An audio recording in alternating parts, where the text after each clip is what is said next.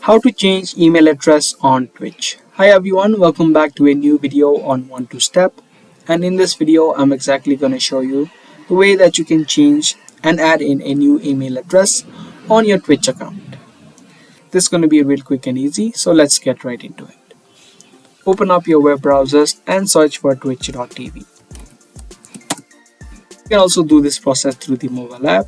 Click on the profile icon on the top right and then open up settings. From the settings tab on the top, you'll see a couple of options. Click on security and privacy. And as soon as you do that, you'll see an option of email. Click on the pencil icon on the right and change your existing email address. You can just remove it and type in a new one. Make sure you enter it on both of these boxes. Once you do, click on save. And the last thing you need to do is type in the password of your Twitch. Click on verify.